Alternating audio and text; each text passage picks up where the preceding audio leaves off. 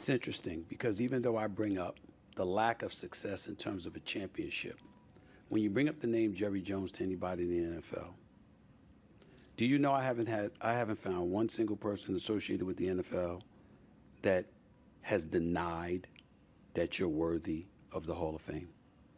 Everybody acknowledges that you're worthy of the Hall of Fame. Everybody acknowledges what you've done for the NFL.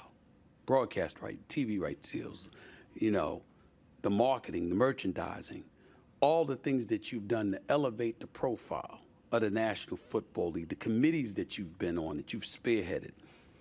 The NFL, and I know several officials within the NFL, for teams, league office, players associated, etc., all say we owe Jerry Jones an incredible debt of gratitude for what he has done for the National Football League. In your eyes, what have you done for the National Football League? Well, I know this. I've got to say it's what the National Football League, and frankly, football, has done for me. And I go to those meetings with as much zip in my step and as much excitement as I was going to them 30 years ago when we have a meeting right now. This thing inspires me. Early, that inspiration caused me to, if you will, be very aggressive.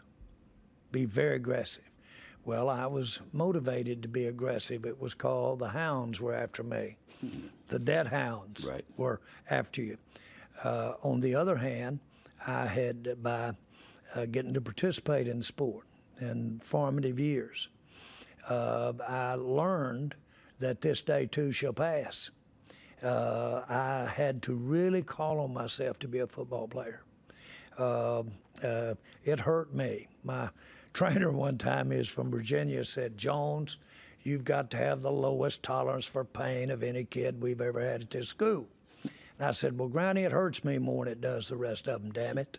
I deserve a medal to be out here. Right. It shakes me up when I get hit." Well, my point is, it called on me. I lived in daydreams. I would walk around before the practices, and I would dream about being something else. And for that matter, I would dream about owning a football team. I saw Art Modell on the cover, I think it was Look or Life magazine. And there he had moved from the advertising over to be the owner of the Cleveland Browns. And they said, "Here comes a advertising TV man into the league. What is he going to do?" And he was sitting there with two beautiful children and a Hollywood a wife who was a movie star. And I told my buddy I was riding with on the team bus, "That's me. That's me. That's who I want to be," right there. Art Modell. Art Modell. The same person, the same Art Modell, okay, if I remember correctly, that was pushing for the league to once take a pay cut with the broadcast rights deal, and you fought him and ultimately won? That same Art Modell? That same Art Modell, who I, of course, admired and still admire. And it was rough. He was very critical. And he told me when I was trying to get the votes to vote against accepting a pay cut from the rights fees. The networks had come to us, wanted a pay cut. Yeah.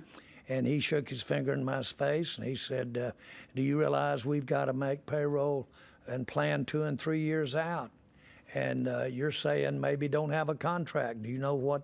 You don't know what it's like to have to do that, Jerry." All I did know was that if I was going to get my nose blooded, that I might as well put it off. Because I might get hit by a car and not have gotten that nose blooded while I was on Earth, right, so to speak. So I was putting it off. I didn't have an answer, is my point.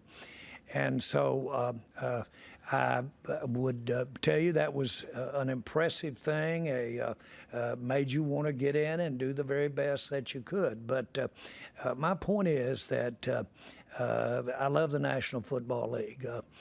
No church, no family, no school, no business, no person can be what God be the athlete, be the talent they are, if their ass is hanging out and they don't have no money. And so that's the way that the NFL was. And it needed, the model was not working. And the model does work. And consequently, one of the things that makes it work is its financial foundation. And that's why we're always looking at that. And if you, so I'm not ashamed of that. I'm not ashamed of that at all. What's missing here is the fact that maybe someone thinks that because I don't want to win a ball game, I don't want to win a Super Bowl as much as I don't want to make a buck.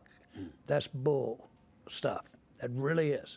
That's not the way it works. Anybody that really knows me is that I'd trade 2/3, a third of whatever percent you want to call of what the Cowboys are supposed to be worth to get us to get one of those Super Bowls. Because I'm not going to lie to you. I wanted to ask you that question. I know the answer because you and I have gotten to know each other over the years, and I'm honored to say that.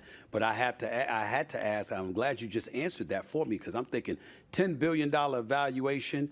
Average salary in the NFL is worth about $5.7 billion. A couple of franchises have been sold for over $6 billion, but you're worth over $10 billion. But I was asking myself, he's making so much money, he's enjoying so much success. Is this the definition of winning to Jerry Jones? And you just answered that question. Well, I'll say one other thing. Sure. I told my team, but we just finished training camp, but we opened training camp. And I told my team and the coaches, yeah, I could be anywhere in the world I want to be. I could be. I don't want to be anywhere else. I want to be right here with y'all. And I want to be out here, and I want to be agonizing with us vicariously, not in your shoes, guys. I don't want any of that. But I want to agonize with you on your pursuit to become an NFL player and be a part of the Cowboys. Because I want to be a part of that feeling when we walk out there together and win it.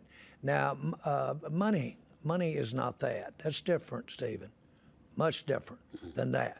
And so, but I'll tell you this, money helps ease the pain. Yeah. It do. Yeah. It really does. I had this guy call me and he said, we're supposed to cut the questions off on a radio show. It had been a few years back. And he said, how does it feel, a guy of your stature, your pocketbook, how does it feel to have gotten it stuck up your, like that?